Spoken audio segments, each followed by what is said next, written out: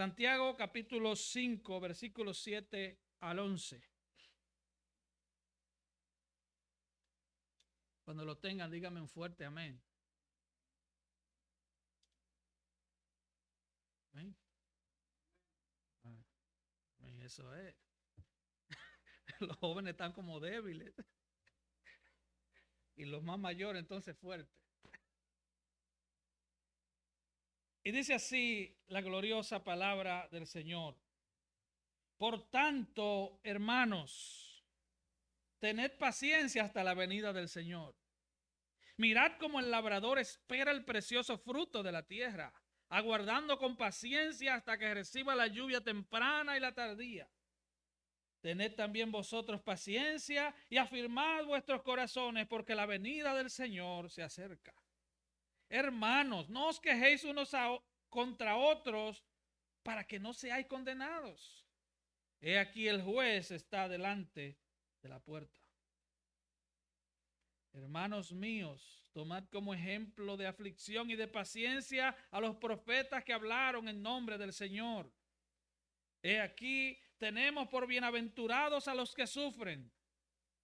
Habéis oído de la paciencia de Job y habéis visto el fin del Señor, que el Señor es muy misericordioso y compasivo. Padre, te damos gracias por tu palabra. Señor, gracias. Tú eres misericordioso y compasivo. Señor, aplica tu palabra a cada corazón. Edifícanos. Consuela. Fortalece. Afirma. Porque te lo pedimos en el nombre de Jesús. Amén y amén. Puede tomar su lugar. Caminando con paciencia en medio de las pruebas. Hermano, las pruebas son un elemento esencial de la vida. Todos pasamos por pruebas.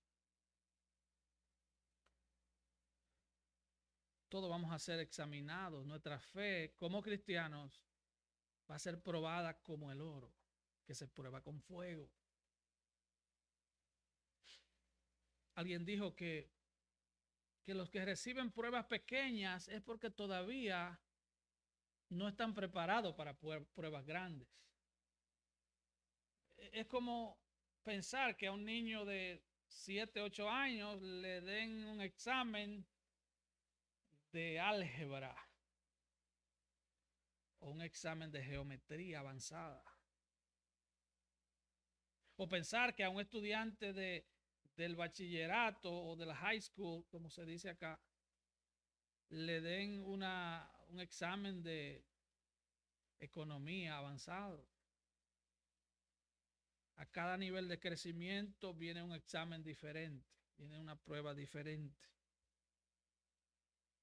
Pero debemos tener una conciencia clara de que vamos a ser probados. Job dijo, en Job 5:7 dice, como las chispas se levantan para volar por el aire, así el hombre nace para la aflicción. Ahora, si usted se da cuenta, el libro de la carta de Santiago comienza con el tema de las pruebas. Así comienza la carta de Santiago. Y él dice en los versículos 2 y 3 del capítulo 1, hermanos míos, tened por sumo gozo cuando os halléis en diversas pruebas. Y luego dice, sabiendo que la prueba de vuestra fe produce paciencia. Y más adelante, como enseñamos en aquella ocasión, vemos que la prueba en la vida del creyente nos hace cristianos completos. Nos va fortaleciendo las áreas débiles de nuestra vida. Y ahora en el capítulo 5, Santiago entonces comienza su carta advirtiéndole a los ricos que aparentaban ser cristianos pero que no lo eran y que le hacían daño a los cristianos pobres. Él les advierte sobre el terrible juicio que les espera por vivir una doble vida. Ahora, en estos 5 versículos, Santiago se dedica a consolar a los cristianos que sufren, que son perseguidos, que están atravesando diferentes pruebas. Pablo dijo en Hechos 14:22 que es necesario que a través de muchas tribulaciones entremos al reino de los cielos. A través de muchas tribulaciones. Así que esto no es un mensaje negativo, pesimista. Este es un mensaje del verdadero evangelio. Sabemos que hay movimientos como el movimiento Pare de Sufrir, el cual tiene presencia en más de 200 naciones, que deberían llamarle Pague por Sufrir, porque mienten, predican un evangelio sin cruz, predican un evangelio donde no hay aflicción, donde pareciera que todo es fantástico. Pero usted que está aquí, usted que es cristiano, usted que sabe hasta dónde, bueno, el Señor te ha ayudado hasta aquí, pero usted sabe que usted ha tenido que pelear muchas batallas para llegar hasta donde está hoy. ¿Sí o no? Pablo le dijo a Timoteo, en 2 Timoteo 3:12, que todos los que quieren vivir piadosamente en Cristo Jesús padecerán persecución. Todos. Jesús dijo en Juan 15, si a mí me han perseguido, también a ustedes lo perseguirán. O sea, nosotros no somos los niños bonitos de la película, nosotros nos van a perseguir. Y también hay que entender entonces que mientras afrontamos prueba, persecución, crisis, nuestra reacción natural a veces es la de perder la paciencia. Y ese es el enfoque de este mensaje. Caminar con paciencia en medio de las pruebas. Perdemos la paciencia. Y podemos enojarnos con los problemas, podemos enojarnos con las personas, y hay personas que hasta con Dios se enojan con Dios. Para Santiago, tener paciencia en medio de las pruebas es una evidencia más de tener una genuina fe en el Señor. Paciencia en medio de las pruebas. Y entonces él, en estos 5 versículos, él nos da algunas directrices prácticas de cómo los creyentes podemos soportar las pruebas. ¿Cómo podemos soportar las pruebas? ¿Cómo podemos afrontar las pruebas que nos vienen? Porque eso es parte de nuestra vida. Superamos una, nos viene la otra. Y vamos creciendo en medio de cada prueba. ¿Cuántos se dan cuenta de eso? Pablo dice que esta leve tribulación momentánea produce en nosotros un aún más eterno peso de gloria. Vamos dejando de ser cristianos livianos, cristianos ñoños, cristianos de papel. Y mientras las pruebas nos van dando, nosotros buscamos a Dios, nos refugiamos en Dios, y viene la siguiente y nos refugiamos en Dios, y nuestros músculos espirituales van creciendo. Y Pablo termina esta frase diciendo, mirando nosotros las cosas que no se ven, las cosas que no se ven, mirando al cielo. Versículos 7 y 8. La primera instrucción que da Santiago es esperar la venida del Señor. Y él dice, por tanto, hermanos, tened paciencia hasta la venida del Señor. Miren cómo el labrador espera el precioso fruto de la tierra, aguardando con paciencia hasta que reciba la lluvia temprana y la tardía. Tened también vosotros paciencia y afirmad vuestros corazones, porque la venida del Señor se acerca. Tened paciencia hasta la venida del Señor. Tened paciencia.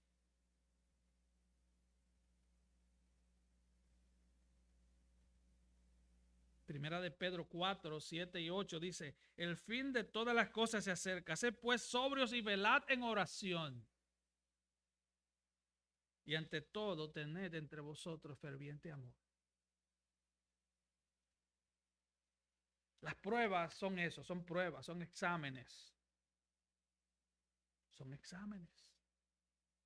Tú quieres pasar al siguiente grado, pero no quieres pasar el examen.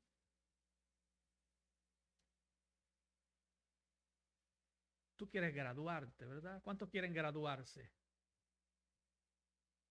Hay que pasar ciertos exámenes. Y el mismo Pedro, en Primera de Pedro 5 al 7, dice: ustedes son guardados por el poder de Dios mediante la fe para alcanzar la salvación que está preparada. Dice, pero ahora por un poco de tiempo tienen que ser afligidos en diversas pruebas. Y luego dice el versículo 7, para que sometida a prueba vuestra fe, mucho más preciosa que el oro, sea hallada tu fe en alabanza y gloria. Dios quiere encontrarte al final de tu prueba en alabanza. Dios no quiere encontrarte afligido, Él quiere encontrarte en alabanza. Él quiere encontrarte en oración peleando tu batalla. Y vamos a ser sinceros, muchas batallas se pierden. No todas las vamos a ganar. La guerra está ganada, está segura de que al final venceremos. Eso está seguro. Porque nadie te va a arrebatar de la mano del Señor. Si tú en verdad has venido a Cristo en arrepentimiento, tú eres del Señor. Algunas batallas las perderemos, pero al final ganaremos.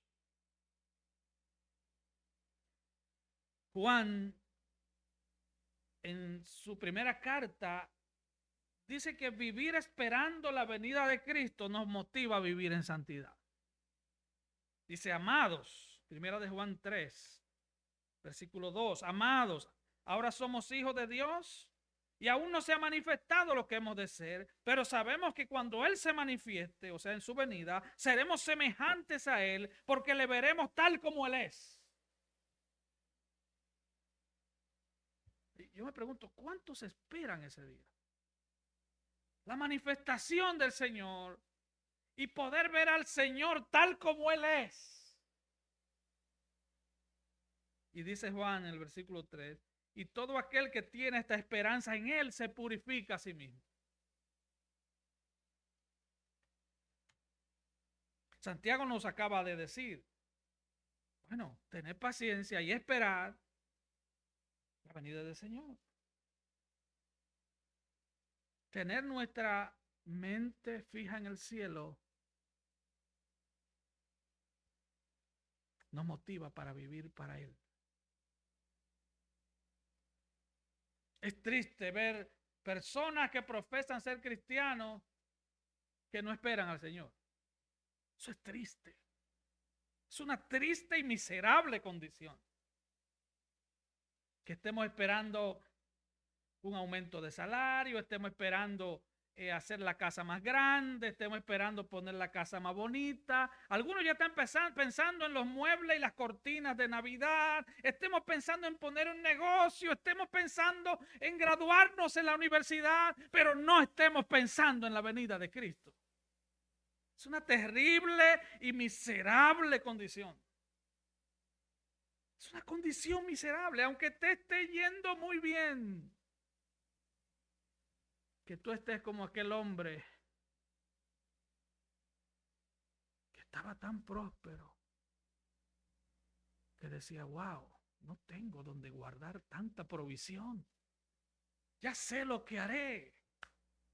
Haré almacenes más grandes y le diré a mi alma, alma, gózate y regocíjate, porque tienes muchos bienes para mucho tiempo.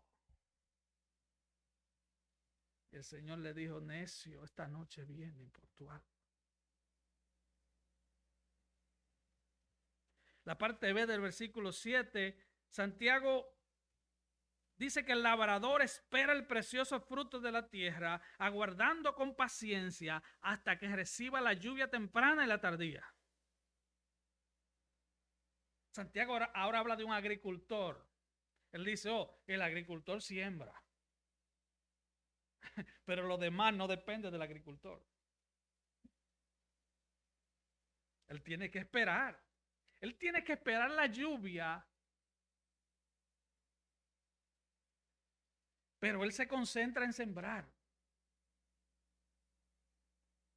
Dice la Biblia que el que siembra para lo espiritual recibe bendición. Él está sembrando.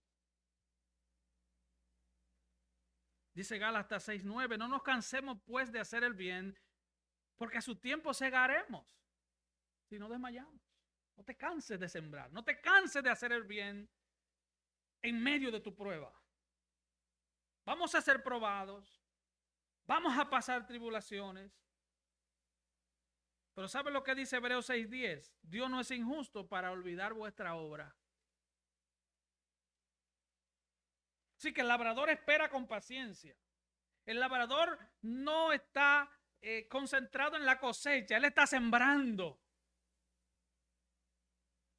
Nosotros entonces debemos concentrarnos en buscar a Dios en oración y en servir al Señor con todo lo que somos y todo lo que tenemos. No que la carga es grande, busca a Dios. No, pastor, que usted no sabe por la que yo estoy pasando, busca a Dios. No, es que esta prueba yo no lo puedo aguantar. Cuando somos débiles, entonces somos fuertes. Porque la manifestación de su gracia es mayor en tiempos de debilidad. ¿Usted entendió eso? Su gracia es mayor cuando ya no tenemos fuerza para seguir. Cuando ya pensamos que nuestra vida, que la casa se nos cayó encima, es el mejor momento para buscar a Dios. Mientras tú tengas fuerza, mientras tú creas que puedes hacer las cosas, está bien, haz las cosas.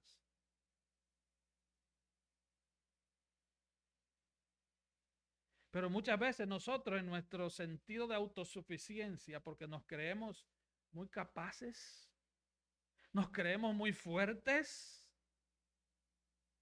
nos creemos muy independientes. Es una malicia diabólica, mucha gente se cree independiente.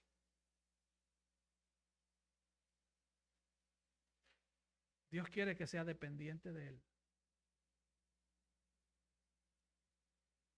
Es más, de lo único que Dios quiere que tú dependas es de Él. Que tú no puedas vivir sin hablar con Él. Somos muy independientes. Por eso la oración del Padre Nuestro, el Señor nos enseña a que pidamos hasta por la comida de ese día. A que pidamos para que el Señor nos guarde del mal. Que pidamos para que podamos perdonar. Porque ni eso podemos sin la ayuda del Señor. Así que la cosecha, la cantidad de la cosecha, la calidad de la cosecha no depende de nosotros. Nosotros solo sembramos. Nosotros sembramos.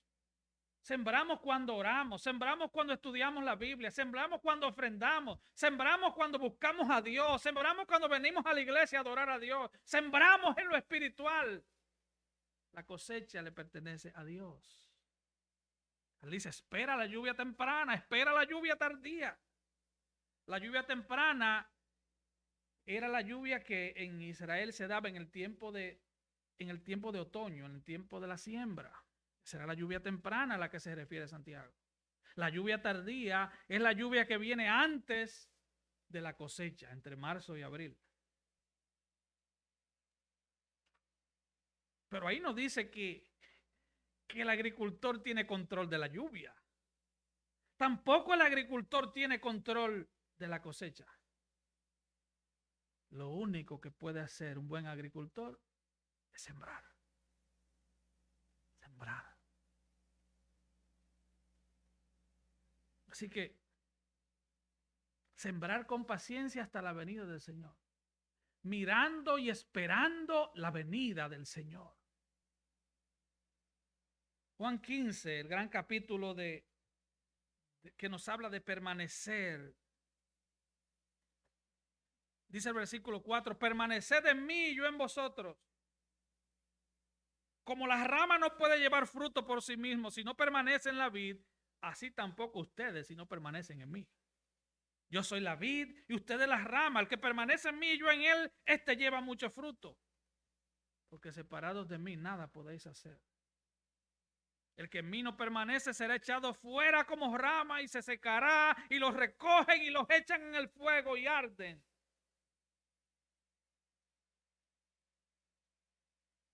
Esperad con paciencia como el buen agricultor.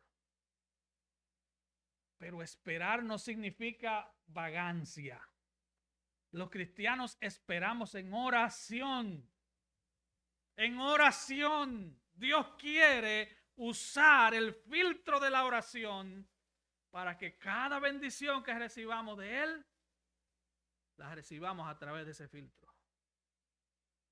Como dijo George Swinock, él dijo, alargar mi paciencia es la mejor forma de acortar mi tribulación. Alargar la paciencia acorta la tribulación. Y él dice, y reducir mi paciencia es el camino más rápido para alargar mi dolor.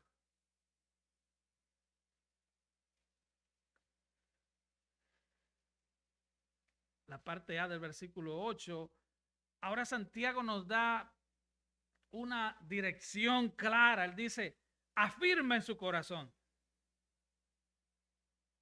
Tened también vosotros paciencia y afirmad vuestros corazones. Porque la venida del Señor está cerca. Afirmarlo. Afirmar algo es establecer algo firme. Afirmar algo es plantar algo de tal manera que no se mueva. Que no seamos cristianos de doble ánimo, movidos para acá y para allá. Cristianos firmes. En una ocasión Jeremías se quejaba delante del Señor. Eso está en el libro de Jeremías. Y el Señor le dice, si tú te cansas con los que están a pie, ¿qué pasará cuando vengan los de a caballo? En otras palabras, si tú estás llorando por las pruebas de ahora, ¿qué pasará cuando vengan las más fuertes? Afirma tu corazón en Cristo. Nadie te ha dicho que el camino del Señor está exento de dolor o exento de prueba. Nadie. Y si te lo dijeron, te hablaron mentira. Así que los cristianos, en dependencia del Espíritu Santo, debemos echar mano de todos los medios de gracia que el Señor nos da. Afirmarnos cada día en el Señor. Yo soy responsable de usar los medios de gracia provistos por Dios para afirmarme en el Señor. Dios es quien me afirma. Aquí hay una tensión entre la responsabilidad nuestra y la soberanía de Dios. Nosotros buscamos a Dios. Nosotros de todo corazón oramos. Nosotros nos armamos de la palabra y Dios es quien nos afirma. Así que como alguien dijo, debemos esforzarnos como que todo depende de nosotros, sabiendo que todo depende de Dios. ¿Entendemos eso? Alguien dijo, trabaja como que todo depende de ti. Pero recuerda que todo depende de Dios. Saber que Dios está en control de todo no es una invitación a la vagancia. Oh, yo no voy a orar porque al fin y al cabo Dios es el que controla todo. No. Yo voy a orar, yo voy a clamar, yo voy a gemir delante de Dios, yo voy a llevar mis lágrimas delante de Dios, yo voy a llevar todo mi sufrimiento, mis frustraciones, mis dudas, mi pecado, yo voy a llevar todo delante de Dios, sabiendo que Dios es rey, que Dios es soberano, que Él es todopoderoso, que Él está en control de mi vida. ¿Entendemos eso?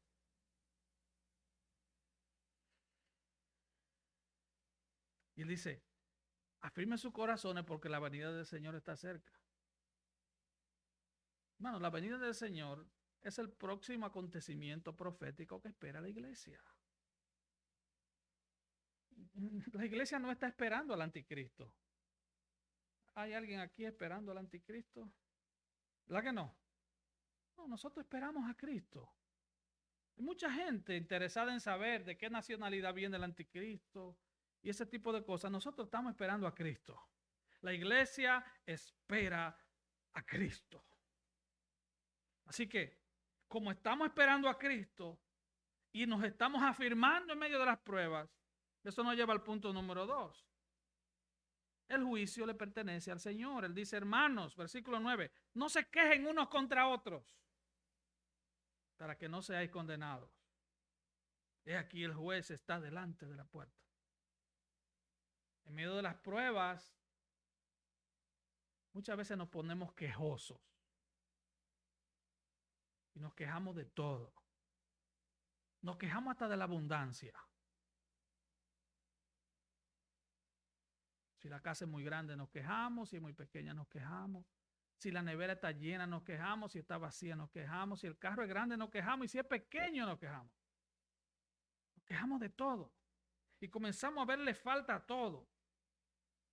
Como dicen en los barrios dominicanos, todo le hiede y nada le huele. Santiago dice, no se quejen unos contra otros para que no sean condenados. En medio de las pruebas, muchas veces es mejor callar y solo hablarle al Señor, y solo gemirle al Señor, y solo clamarle a Él. No nos quejemos unos contra otros. El juez está a la puerta, el juez está a punto de entrar a la corte. Le está diciendo, el juez va a entrar. ¿Ustedes cuántos han ido a una corte? Supongo que todos, ¿verdad? Cuando el juez va a entrar, ¿qué es lo que mandan a hacer? Vamos a hacer todo el mundo de pie. Quítese la gorra. Usted mal vestido, salga, usted no puede estar porque el juez va a entrar. Salga, no, usted no puede entrar aquí. El juez está a la puerta. Santiago está diciendo, el juez de toda la tierra está a punto de entrar. Si hay algo que nosotros como padres le tenemos que enseñar a nuestros hijos desde chiquitos, es decirle, mira, tú tienes que darme cuenta a mí mientras estás chiquito, pero cuando tú ya no vivas aquí, tú le vas a dar cuenta a Dios. Tú le vas a dar cuenta a Dios. Hermano, el juez está a la puerta. Hebreos 9:27 dice, de la manera que está establecido que el hombre muera una sola vez y después de esto el juicio.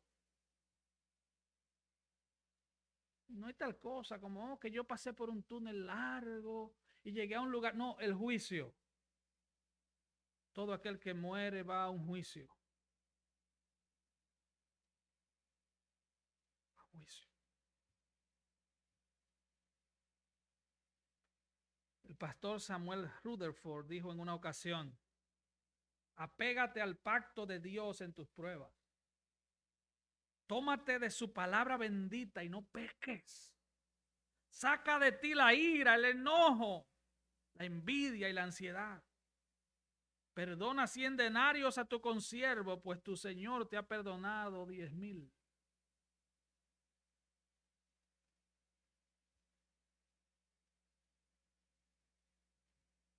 Eso nos lleva al versículo 10 que nos habla de buscar un buen ejemplo a seguir.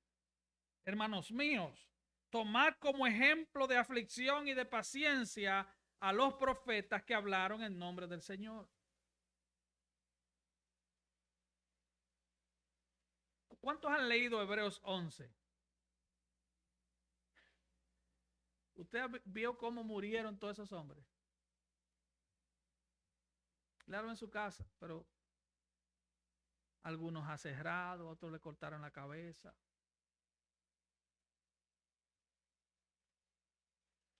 Pablo en 1 Corintios 11 dice, sed imitadores de mí, así como yo de Cristo. En Efesios 5 dice, sed imitadores de Dios como hijos amados. Tenemos que buscar un patrón a quien seguir. Y usted dirá, no, mi patrón es Cristo. Sí, es verdad. Él es nuestro modelo. Pero nosotros no podemos vivir sin buscar un patrón humano a quien seguir. No nos volvamos tan súper espirituales que digamos, yo no necesito a nadie, no, yo le sirvo a Cristo, yo no le sirvo a hombre. Bueno, ahí hay un problema. Porque entonces, ¿y nuestros hijos qué modelo van a seguir? Y nosotros ya como adultos, no vamos a seguir a nadie, no vamos a ver el ejemplo. Mira lo que dice Pablo, sed imitadores de mí como yo de Cristo.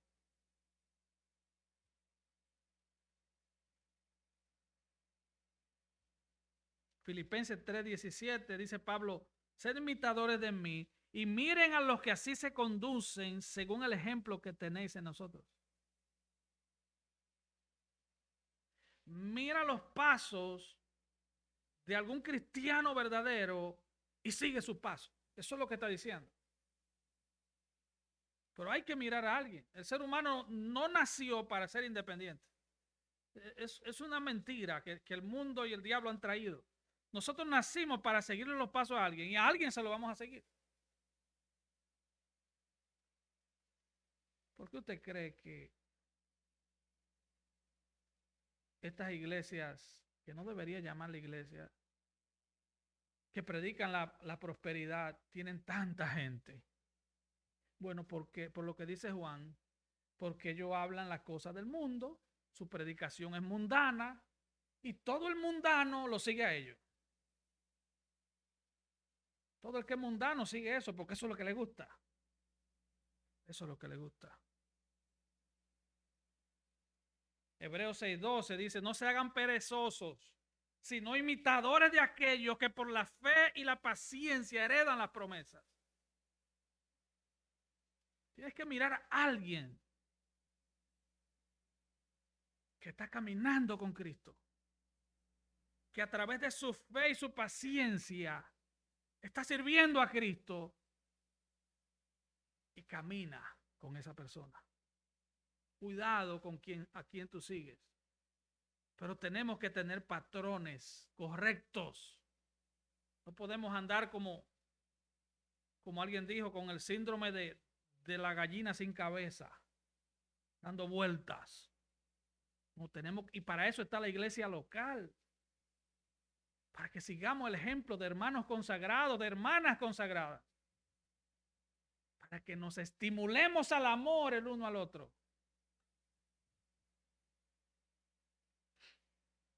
Si tú eres un hermano maduro en la fe, o una hermana madura en la fe,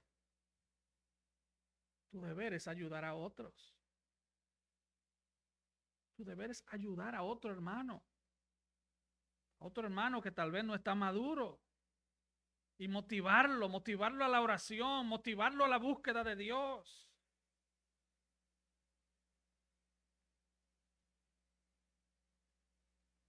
Efesios 5:1, como dije, dice, sed imitadores de Dios como hijos amados.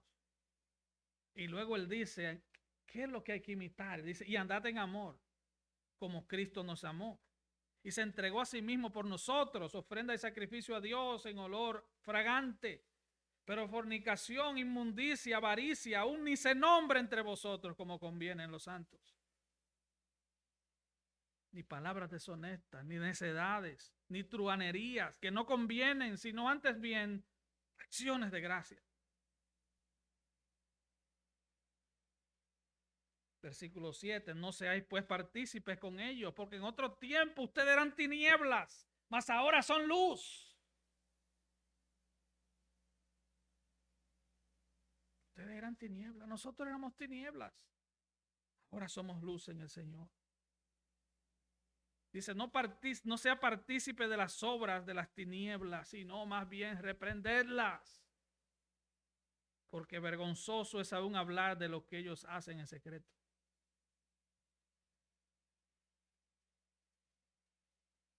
Y el versículo 11 nos da unas enseñanzas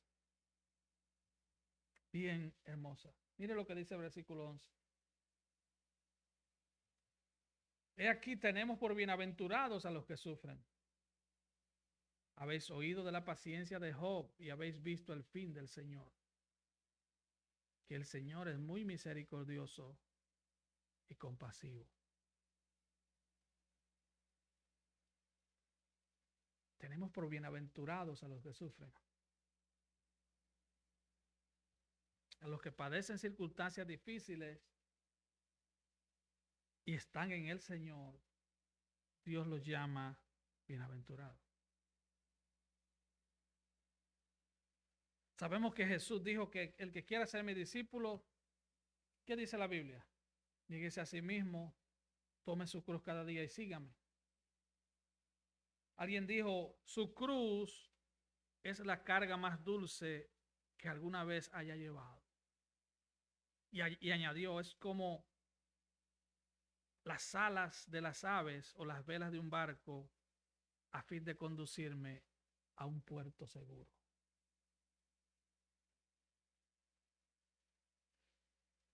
En Mateo 5, Jesús dijo, bienaventurados los que padecen persecución por causa de la justicia.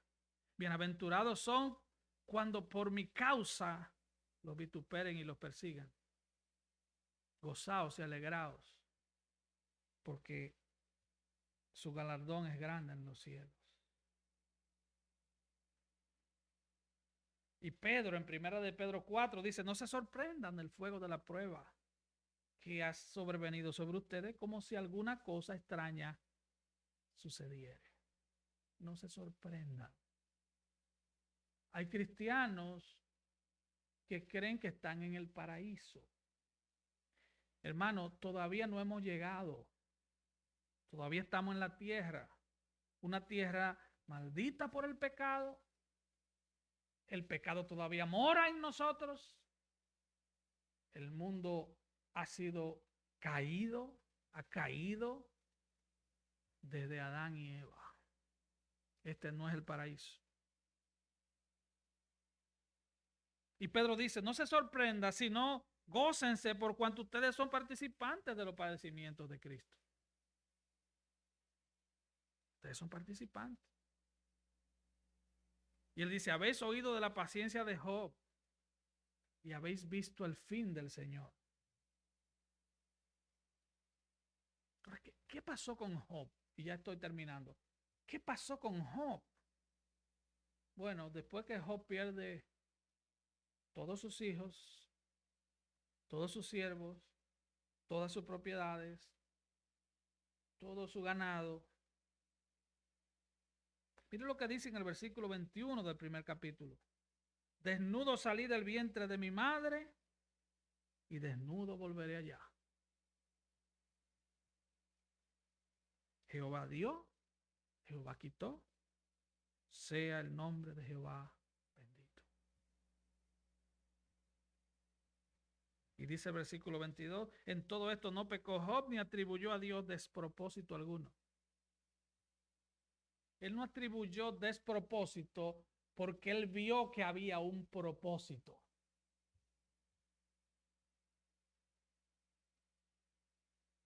Y en medio de nuestra prueba, muchas veces lo que pedimos es, Señor, quítame esta prueba. Y lo que deberíamos pedir es, Señor, muéstrame el propósito. y ayúdame a cruzar la prueba con paciencia. Ayúdame a pasar el examen. No me quites la hoja del papel. No. Ayúdame a pasar el examen con 100. Y por favor, ayúdame a ver el propósito detrás de este examen.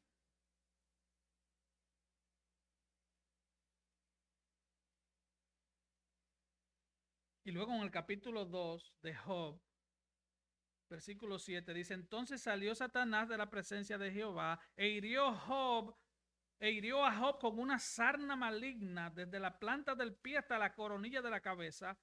Y tomaba Job un tiesto para rascarse con él y estaba sentado en medio de ceniza. Entonces se le dijo a su mujer: ¿aún retienes tu integridad? Maldice a Dios y muérete. O sea, lo único que le quedaba era la mujer. Y ahora le dice: maldice a Dios y muérete.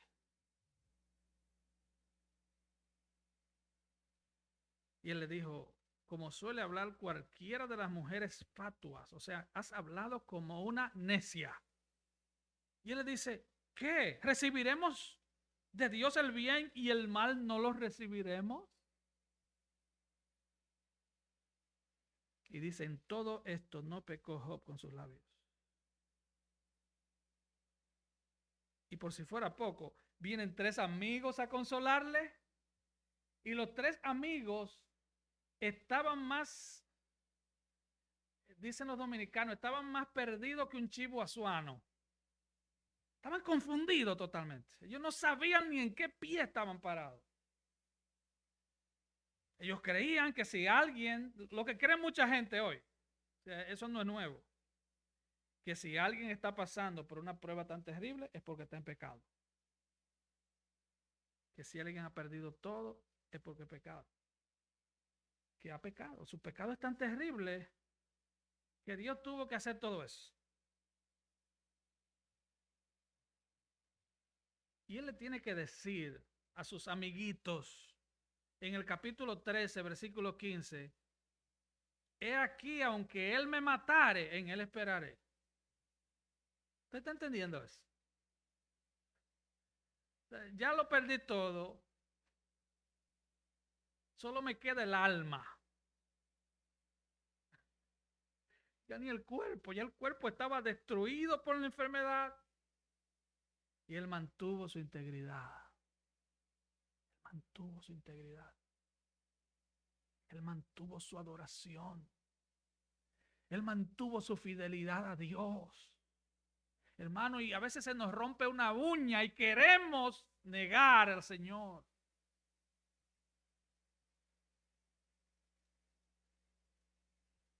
Y debemos entender que Dios quería probar la autenticidad de la fe de Job, así como quiere probar la tuya en medio de las pruebas. Él quería frustrar el intento de Satanás de destruir su fe. ¿Recuerdan lo que el Señor Jesús le dice a Pedro? Pedro, Satanás os ha pedido para zarandearte como a trigo, mas yo he orado al Padre para que tu fe no falle. Y después le dice: y habiendo pasado esto, confirma a tus hermanos. En otras palabras, a mí no me importa que vayas a pasar por la prueba. El propósito se tiene que cumplir por encima de la prueba. Yo he orado al Padre para que tu fe no falle, y después que me niegue 3 veces, tú vas a ir a hacer esto y aquello. Porque los planes que Dios tiene contigo primariamente no dependen de ti, dependen de Él. Dependen de Él. El que es soberano es Él. El que decreta es Él. El que manda es Él. Nosotros tenemos entonces que mantenernos firmes en la fe, con la ayuda de Él. Amén. Así que Dios quería probar la autenticidad de la fe de Job, frustrar el plan de Satanás de destruir su fe. Él quería llevar a Job a otro nivel de fe, para que pudiera ver a Dios más claramente y para entonces poder darle más bendiciones de las que tenía. Hermano, En el mundo espiritual se nos va a ir el maquillaje. Las lágrimas van a mojar nuestros rostros.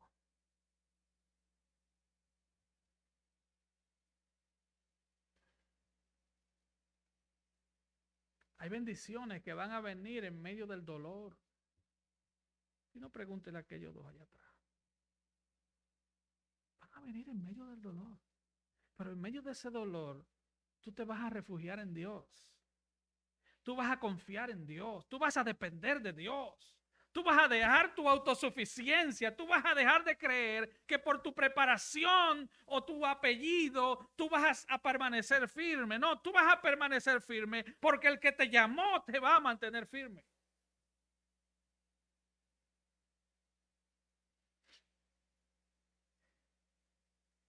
Y mire cómo termina la historia de Job.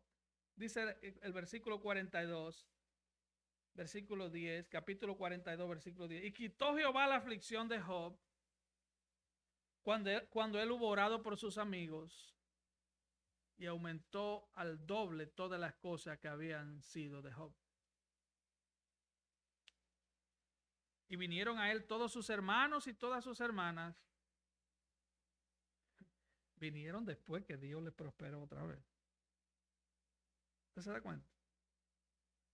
Vinieron después. Él estaba abandonado y solo. Así que no te quejes en medio de tu prueba. Porque Dios te va a dejar pasar por situaciones difíciles a ti solo. A ti sola. Si tú eres cristiano, Dios te va a probar a ti solo. Claro, si tú no eres cristiano, tú no vas a tener prueba. Tú tienes un tremendo problema.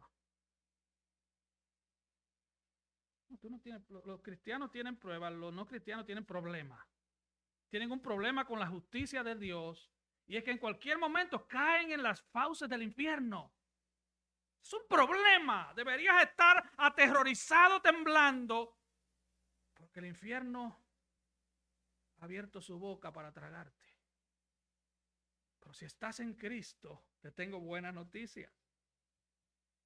En medio de tu soledad, en medio de tu prueba, el Señor va a estar contigo como nunca. El Señor te va a ayudar como nunca. Su gracia se va a manifestar sobre tu vida como nunca. Dice Job, y vinieron a él todos sus hermanos y todas sus hermanas y todos los que antes le habían conocido y comieron con él pan en su casa y se condolieron de él y le consolaron de todo aquel mal que Jehová había traído sobre él. Y cada uno de ellos le dio una pieza de dinero y un anillo de oro.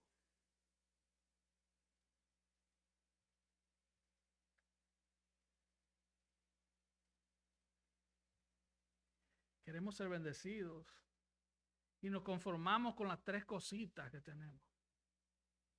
Y pensamos que en nuestro propio esfuerzo nos va a ir mejor. Y no tenemos tiempo ni para buscar a Dios. No sabiendo que Jehová es que da poder para hacer riqueza. Que el rato que tú le dedicas a buscar a Dios, Dios te está abriendo las puertas para ser bendecido. Dios pone una gracia sobre nosotros de tal manera que la gente comienza a darnos y a bendecirnos. Dice, y bendijo Jehová el postrer estado de Job más que el primero, porque tuvo 14,000 ovejas, 6,000 camellos, 1,000 yuntas de bueyes, 1,000 asnas, y tuvo 7 hijos y 3 hijas. Llamó el nombre de la primera Gemima, el de la segunda Cesia y el de la tercera Kerenjapuc. Los nombres no fueron muy bendecidos, pero dice, oiga lo que dice. Y no había mujeres tan hermosas como las hijas de Job en toda la tierra. Y le dio su padre herencia entre sus hermanos. Después de esto vivió Job 140 años. Después de esto. Y vio a sus hijos. Y a los hijos de sus hijos hasta la 4ª generación. Y murió Job viejo y lleno Él es que te alarga la vida. Él es que expande tu territorio. Él es que puede cambiar tus circunstancias de la noche a la mañana. Es Él. Si tú te desconectas de Él y estás tratando de hacer todo en tu propia fuerza, vas mal. Vas mal. Si tú quieres hacer todo con tu propia inteligencia, vas mal. Necesitas buscar a Dios. Y él termina diciendo, el Señor es muy misericordioso y compasivo. Primera de Pedro 5:7 dice, echando toda ansiedad sobre él porque él tiene cuidado de nosotros. Salmo 55:22, echa sobre Jehová tu carga y él te sustentará, no dejará para siempre caído al justo. Echa sobre él tu carga. Oh no, es que yo soy demasiado fuerte, yo quiero seguir con mi carga. De verdad. De verdad. No tiene tiempo ni para ir de rodillas un rato todos los días y echar sobre él su carga, tu carga, la tuya. Filipenses 4:6 es un texto clásico.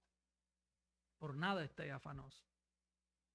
Si no sean conocidas vuestras peticiones delante de Dios en toda oración y ruego. Por nada estéis afanosos. Por nada estéis afanosos. Ahora vimos la bendición de Job, porque Dios es bueno y misericordioso. Pero yo quiero enseñarte ahora la parte espiritual de Job. Yo te enseñé los bienes materiales de Job, cómo Dios le prosperó en todo. Pero mira la parte espiritual, el contexto espiritual de Job. Job 42 del 1 al 5 dice, respondió Job a Jehová y dijo, yo conozco que todo lo puede.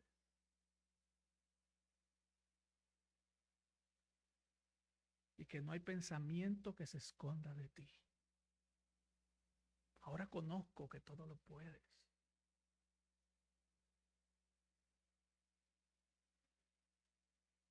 Y el versículo 2 dice, el 3 dice al final, yo hablaba lo que no entendía. Cosas demasiado maravillosas para mí que yo no comprendía. Ahora las comprende. De oídas te había oído. Ahora mis ojos te ven.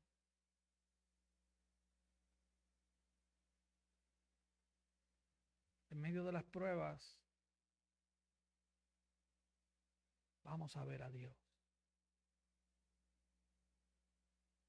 En medio de las situaciones difíciles, si caminamos con paciencia el camino del Señor, vamos a ver a Dios. Quiero terminar con algo que dijo un puritano llamado Richard Sibbes. Él dijo, sea cual fuere nuestra condición, nunca limitemos a Dios. Los tiempos son malos, pero Dios es bueno. Él puede cambiarlo todo. Cuando no haya esperanza de escape, ni probabilidad alguna, Dios puede transformar la situación para bien. No limitemos a Dios. Dios tiene todos los recursos, hermano, habidos y por haber. Dios puede meterse en tu situación financiera. Dios puede meterse en tu situación migratoria. Dios puede meterse donde Él quiera meterse porque Él es Dios y Él gobierna el universo. Pero hay que pelear en oración porque Él quiere mostrarnos su gloria a través de la oración. Él quiere hacernos partícipe de esa bendición. Él no quiere que llegue el envío sin haberlo pedido. ¿Usted está entendiendo? Él quiere que nosotros oremos. Él quiere que le busquemos. Y Él quiere que confiemos única y exclusivamente en Él. Amén, hermanos. Que confiemos única y exclusivamente en Él. Que le busquemos con hambre, con sed. Porque los que tienen hambre y sed serán saciados. Él no te puede saciar si tú estás lleno del mundo. Él te va a saciar si estás hambriento de Él. Vamos a estar de pie, por favor.